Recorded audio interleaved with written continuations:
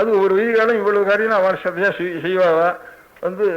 அதோட கூட சப்தம் அமரம் கொஞ்சம் சப்தார்த்தம் தெரியறதுக்கு அதையும் சப்தம் அமரத்தையாவது சொல்லி கொடுத்துக்கிட்டோம்.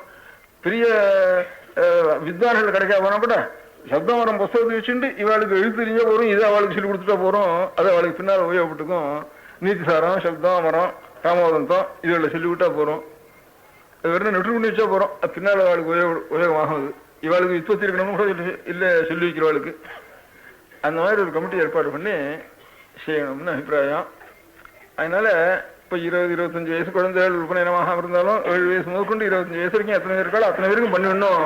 அடுத்த வருஷத்துல 10 வயசுக்குள்ள இருக்கிற குழந்தைகள் ஃபர்ஸ்ட் வாரம் 10-12 வயசுக்குள்ள இருக்கிறவால நம் 6வது 6th வாரம் வரைக்கும் நித்தியம் 1 மணி நேரம் நேரங்கள் வீணா போறது.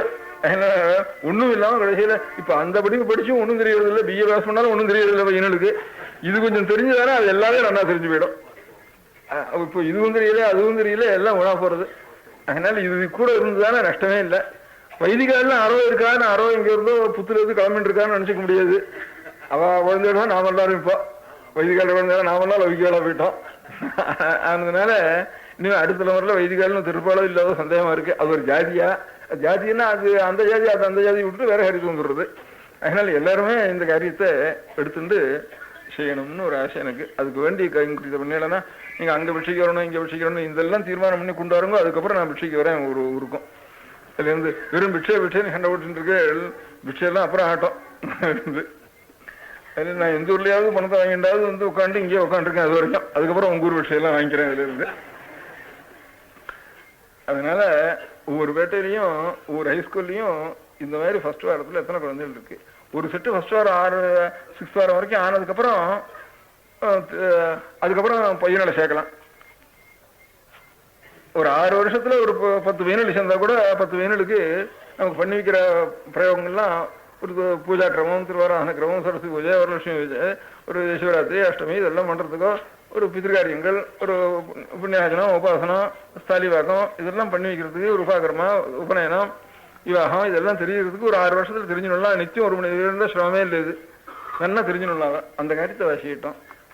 பெண் குழந்தைகள் ஒவ்வொரு இடத்துலையும் எத்தனை பேர் இருக்காருன்னு அதுவும் தயார் பண்ணி இப்போ ரொம்ப பக்தி ஸ்ரத்தையா அநேகம் பேர் ஒவ்வொரு இடத்துலையும் ஒரு பஜனைகளோ பாட்டுகளோ எல்லாம் பண்ணிட்டு இருக்கா.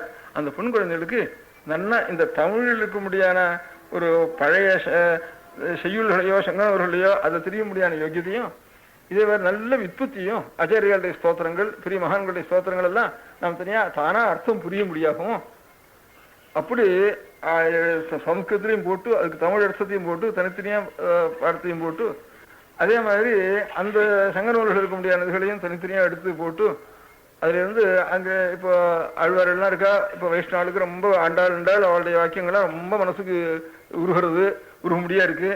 அதே மாதிரி இப்போ மாணிக்கவாசிகளுடைய வாக்கியங்கள்லாம் மனசு நல்லா உருகும்படியா இருக்கு.